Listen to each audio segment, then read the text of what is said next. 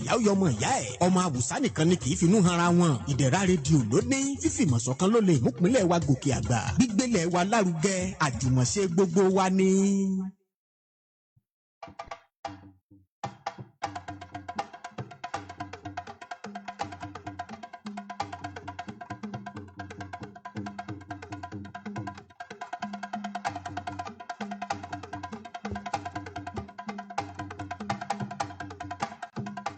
Ẹ káàsán o ìròyìn káàkiri àgbáyé ló ń dé sí etí ìgbọ̀nyìn láti ìkànnì ìdẹ̀ra 105.3 FM Tolúlọpẹ́ Ọlánrewájú lórúkọ mi ṣáájú ẹ gbọ́ àwọn kókó inú ìròyìn ọ̀hún.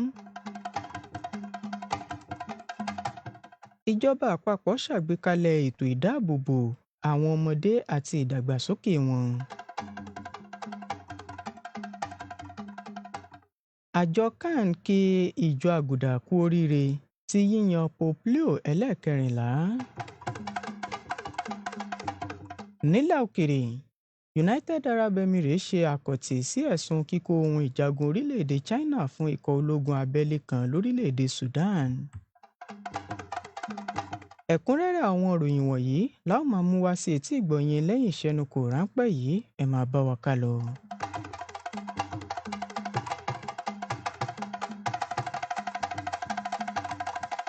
Wàyí o ìròyìn ọ̀hún rèé lẹ́kùnrẹ́rẹ́. Ààrẹ Bọ́lá Tinubu ti kéde àwọn ètò láti dá ilé-iṣẹ́ tó ń dáàbò bo àwọn ọmọdé àti ìdàgbàsókè wọn sílẹ̀ láti ṣètò àwọn ìpèníjà tó ń bá àwọn ọmọdé orílẹ̀-èdè Nàìjíríà fínra. Ìkéde yìí ló wáyé lákòókò ìpàdé àkọ́kọ́ ẹlẹ́kùnjẹkùn ti àwọn orílẹ̀-èdè ilẹ̀ Áfíríkà lórí àjùmọ̀ṣe àgbáyé fún ìfòpin sí ìwà ipá lòdì sí àwọn ọmọdé léyìí tó wáyé ní ilé-ìgbé ààrẹ nílùú Àbújá.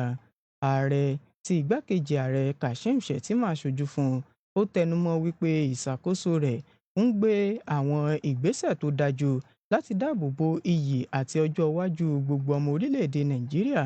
Tinubu ṣàfihàn àwọn ìlànà òfin tó wà tẹ́lẹ̀ bíi òfin ẹ̀tọ́ àwọn ọmọdé àti òfin ìwà ipá lòdì sí ọmọnìyàn tó sì mẹ́nuba ìwúlò fún ìmúṣẹ tó múnádóko fún àwọn òfin náà.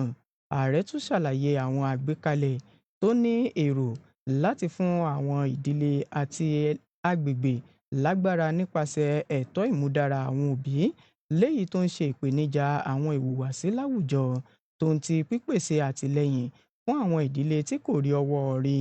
Ní àfikún, Tinubu mẹ́nuba àwọn ìdókòwò ní àwọn iléèwé tó ní ààbò àti ìfilọ́lẹ̀ àwọn ìtọ́sọ́nà lórí ìtọ́jú fún àwọn ọmọdé tí kò ní àbójútó láti ọ̀dọ̀ àwọn òbí.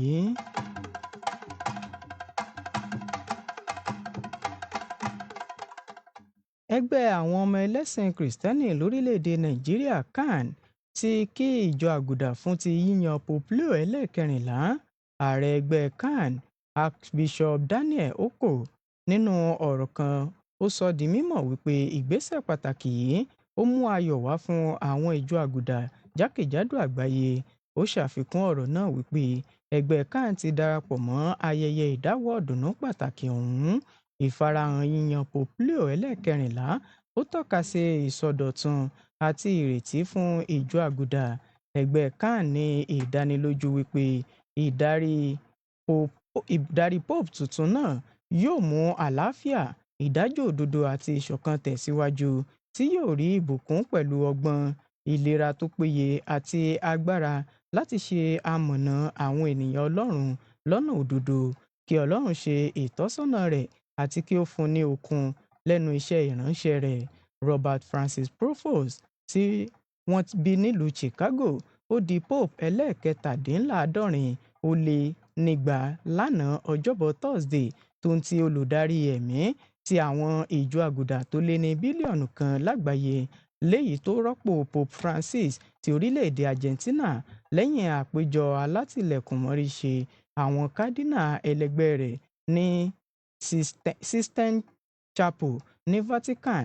Ọmọ orílẹ̀-èdè Amẹ́ríkà náà tó ti lò tó 20 ọdún ní Peru tó jẹ́ oyè kádínà lọ́dún 2023 ti wà lọ́kàn ọ̀pọ̀lọpọ̀ àwọn olùṣọ́ Vatican láti di Pope tó lóye bí ó tilẹ̀ jẹ́ pé kò farahàn gẹ́gẹ́ bí ìlúmọ̀ọ́ká lágbàáyé.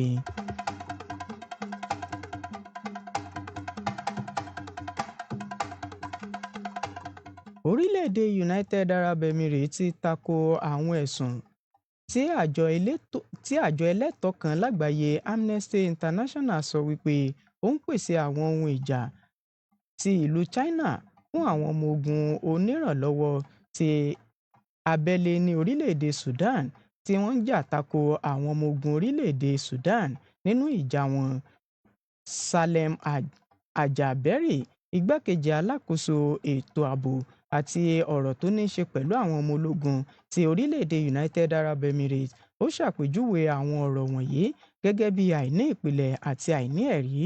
Gẹ́gẹ́ bí àjọ náà ṣe sọ wípé ìwádìí wọn ṣàfihàn ẹ̀rí tí àwọn ìtọ́sọ́nà àdó olóró àti ohun ìjagun mìíràn láti orílẹ̀-èdè China tí ikọ̀ RSF ń lò nínú àwọn ìkọlù lórí Khartoum àti Darfur.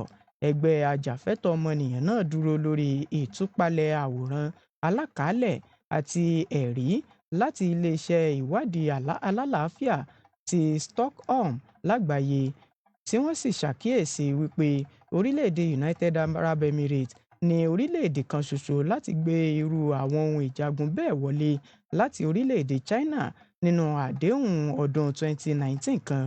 Wàyí o, Al-Jaber ti ṣe àríyànjiyàn àwọn àwárí wọ̀nyí nípa sísọ wípé àwọn ohun ìjagun náà ni wọ́n pèsè ní ìta orílẹ̀-èdè United Arab Emirates àti wípé wọ́n ti wà lọ́jà káàkiri fún ọ̀pọ̀lọpọ̀ ọdún. Ó ṣàfihàn ìjábọ̀ àjọ náà gẹ́gẹ́ bí òfegè tó sì tẹnumọ́ wípé ọ̀rọ̀ nípa United Arab Emirates, léyìí tó jẹ́ orílẹ̀-èdè kan ṣoṣo láti rà tàbí gbé àwọn ohun ìjagun náà wọlé jẹ́ asán. Ṣíṣe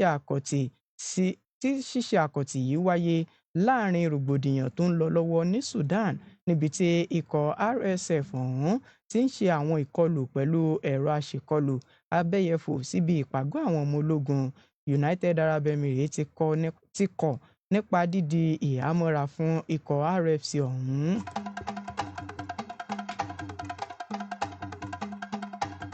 Pẹ̀lú èyí ni a fi dé òpin ìròyìn káàkiri àgbáyé láti ìkànnì Ìdẹ̀ra 105.3 FM nílùú Ọ̀tà Ayégbàjú ní ìpínlẹ̀ Ọ̀ṣun. Àmọ́ kí a tó máa lọ, ẹ gbọ́ àwọn àrígbámú ìròyìn ọ̀hún lẹ́ẹ̀kan sí i.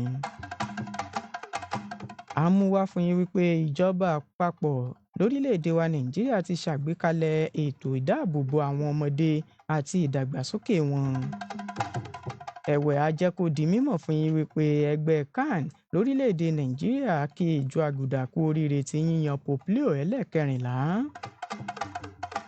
Nílẹ̀ òkèrè, ìkànnì Ìdẹ̀ra 105.3 FM a mú wá fún yín wípé orílẹ̀-èdè United Arab Emirates ti ṣe àkọ̀tì sí ẹ̀sùn kíkó ohun ìjagun orílẹ̀-èdè China fún ikọ̀ ológun abẹ́lé kan lórílẹ̀-èdè Sudan.